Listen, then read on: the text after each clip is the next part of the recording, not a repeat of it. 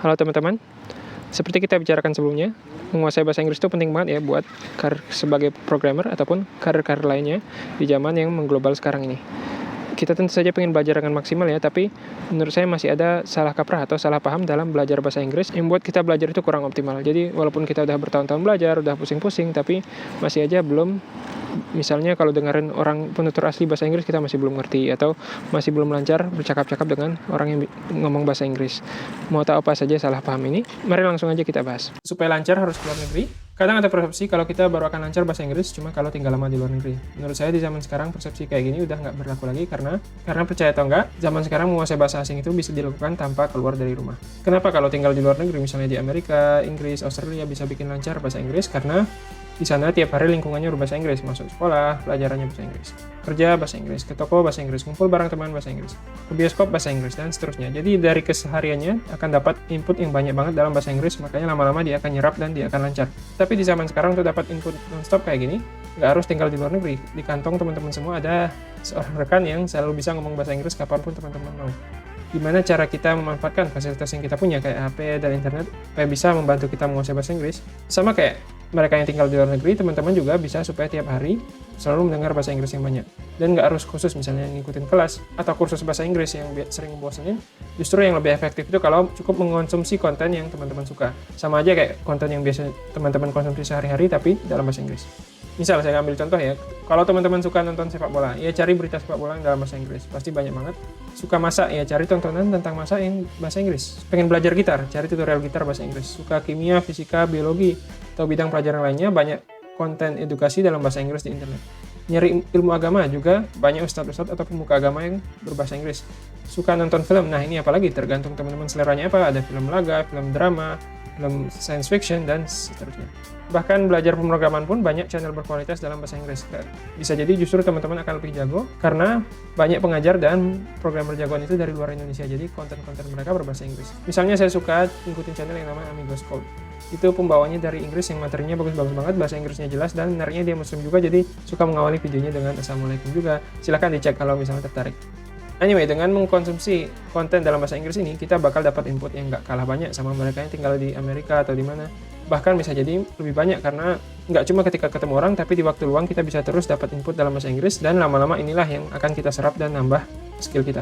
Bukan cuma itu, kalau kita belajarnya ngikutin film atau video buatan orang penutur asli atau native speaker, bahasa Inggris kita pun akan cenderung bagus, grammar dan logatnya, karena kita belajar dari ucapan orang asli, bukan dari buku yang terus kita baca dengan logat kita, atau bukan dari guru yang masih berlogat Indonesia, atau dari menerjemahkan kalimat Indonesia ke bahasa Inggris yang seringkali kedengarannya akan kurang bagus karena terlalu ke Indonesia-Indonesiaan. Kita juga akan belajar kalimat yang realistis dan in context, jadi bukan cuma percakapan buatan dari buku teks, tapi percakapan yang alami.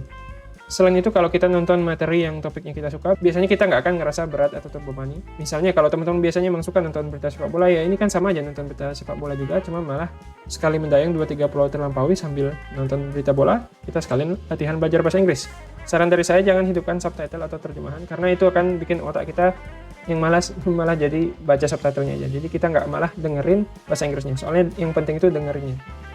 Kalau misalnya teman-teman coba kayak gini pertama kali masih terlalu sulit, coba cari tontonan yang lebih gampang dulu level bahasa Inggrisnya. Misalnya film anak-anak, itu bahasa Inggrisnya lebih sederhana dan banyak juga yang seru. Misalnya kalau teman-teman suka Doraemon, bisa dicari versi bahasa Inggrisnya di YouTube, atau bisa saya sarankan juga yang namanya Peppa Pig, SpongeBob, itu juga seru. Kita nggak perlu ngerti bahasanya 100% karena film anak-anak gini kita biasanya malah ngerti bahasanya setengah aja, kita masih bisa ngikutin ceritanya karena biasanya tokoh-tokoh dan gerakannya ekspresif banget, jadi kita bisa nebak sendiri apa yang mereka omongin walaupun kita nggak ngerti kata-katanya 100%. Selama kita bisa ngikutin ceritanya dan ngerti paling nggak sebagian kata-katanya, saya rasa ini udah oke, nggak harus ngerti 100%. Dan juga nggak harus dikit-dikit ngecek kamus untuk nyari artinya. Jadi intinya walaupun kita nggak tinggal di luar negeri, kita masih bisa dapat input bahasa Inggris yang cukup setiap harinya. Nyari hiburan, cari yang bahasa Inggris. Nonton berita, cari bahasa Inggris. Pengen belajar, materi yang bahasa Inggris. Kalau ini dijalanin terus, kita akan terbiasa sama bahasa Inggris, sama kayak orang yang tinggal di luar negeri. Pasif tidak berguna. Sampai di sini teman-teman mungkin jadi mikir, tapi kan cara yang tadi pasif doang, apa bisa jadi lancar? Nah, ini satu lagi mitos atau salah kaprah yang pengen saya jelaskan di sini. Kalau kita nonton suatu film atau suatu tutorial dalam bahasa Inggris yang pembicaranya native speaker atau penutur asli, dan kita nggak pakai subtitle atau terjemahan, ini sebenarnya bukan pasif, karena di setiap kalimat otak kita akan terus berusaha mengerti kalimat dan kata-kata yang diomongin, kadang sadar tapi lebih sering dan lebih bagus kalau otak kita sebenarnya bekerja tanpa sadar. Semakin banyak kita mendengar, nonton, semakin banyak juga otak kita bekerja menyerap pola-pola grammar yang ada pronunciation atau cara pengucapan dan kosakata atau vocabulary yang disebutkan di video itu. Nah, inilah yang nambah level bahasa Inggris kita. Malah lebih bagus daripada kalau kita belum lancar tapi malah maksain aktif ngomong atau nulis. Kenapa? Karena kalau kita latihan mendengar dari penutur asli, walaupun kesannya pasif, tapi kita latihan dengan bahasa Inggris yang benar. Grammar yang benar, pengucapan yang benar, istilah dan frase yang tepat, dan itu semua akan diserap ke otak kita, jadi kita terbiasa. Sedangkan kalau kita belum lancar, masih banyak yang salah atau yang belum tahu, tapi dipaksain aktif ngomong, justru kita akan terbiasa dengan versi bahasa Inggris yang masih salah, yang masih Indonesiaan lah, atau banyak kesalahannya lah, dan takutnya ke depannya malah justru versi itu yang terpatri di otak kita. Jadi saran saya justru fokus di yang kayak mendengar, yang kesannya pasif dulu, terutama mendengar ya, termasuk menonton sambil mendengar. Kalau kita udah lancar mendengar, nanti kemampuan bicara kita itu akan muncul dengan sendirinya dan nggak akan makan waktu lama. Coba deh amati anak balita misalnya, dia itu bertahun-tahun belum bisa ngomong. Cuma dengerin aja omongan di sekitarnya, nggak ada yang maksa mereka untuk harus aktif ngomong, tapi dengan mendengar banyak bahasa yang cukup, lama-lama dia sendirinya akan bisa ngomong juga dengan bahasa yang dia serap dari sekitarnya. Justru dengan gitulah mereka belajar ngomong dengan tata bahasa dan cara pengucapan yang natural atau alami. Mengukur lama belajar dalam tahun, kesalahan lain adalah mengukur lama belajar dalam bulan atau tahun. Apa maksud saya? Misalnya teman-teman menganggap, kalau saya belajar bahasa Inggris 5 tahun, nanti setelah itu pasti akan lancar. Masalahnya, yang ngaruh itu bukan masalah berapa tahun, tapi dari sekian tahun itu berapa jam sih jam terbang kita sebenarnya terekspos dalam bahasa Inggris. Contohnya begini, katakan teman-teman mau belajar bahasa Inggris 5 tahun, les 2 kali seminggu, masing-masing 1 jam. Terus bahasa instruksinya bahasa Indonesia, jadi mungkin input bahasa Inggris yang kita dapatkan cuma 25% dari waktu 1 jam itu. Jadi dalam 5 tahun itu berapa jam terbang kita? Kalau dihitung ya, 5 tahun kali 52 minggu, kali 2 jam, kali 25%, jadi cuma sekitar 62,5 jam. Itu sedikit banget, dan biasanya kalau jam terbang cuma sekecil ini ya, kita memang masih sulit mengikuti percakapan atau tontonan dalam bahasa Inggris, apalagi bisa ngomong lancar. Jadi 5 tahun, tapi kalau kayak gini sama sekali nggak menjamin, bukan karena kitanya nggak bakat atau bahasa Inggris itu susah, tapi memang jam terbangnya terlalu sedikit supaya kita bisa lancar. Bandingkan kalau misalnya seperti saya sebutkan tadi, teman-teman cari tontonan biasa sehari-hari, sekalian aja tonton-tontonan bahasa Inggris. Katakan misalnya tiap hari teman-teman nonton berapa lama? Mungkin teman-teman nonton 1 jam. Berarti dalam setahun udah 365 jam. Setahun ini berarti udah, jadi 300 jam lebih ini udah jauh lebih banyak dibanding 62 jam untuk kasus yang les 5 tahun tadi. Jadi kalau udah bisa ngumpulin 365 jam, sebenarnya akan cukup untuk mengantar kita ke level beginner. Mungkin belum ngerti semua, tapi level pendahuluan udah cukup sampai. Dan kalau dilanjutkan kayak gini, dalam 2 tahun kita akan mencapai 700-an jam. Itu biasanya udah cukup untuk mengerti percakapan hampir 100%. Dalam 3 tahun udah mencapai 1000-an jam. Itu biasanya udah cukup untuk bisa bercakap-cakap dengan lancar tanpa masalah. Jadi, dan 1 jam per hari ini sebenarnya nggak sulit loh teman-teman. Kalau ngikutin saran saya tadi untuk konsumsi konten yang kita memang udah suka juga. Ya misalnya udah suka nonton berita sepak bola atau suka nonton film tiap hari. Jadi ini bukan waktu tambahan yang harus kita sisihkan. Kayak misalnya kalau kita les ya kita harus nyisihin 1 jam, 2 jam untuk ikut les, termasuk perjalanan ke sana. Jadi dalam 2-3 tahun sebenarnya udah cukup asal jam terbangnya tinggi. Bandingkan dengan yang les 2 kali seminggu tadi, itu dalam 5 tahun pun masih belum mencapai 100 jam. Jadi gimana mau lancar?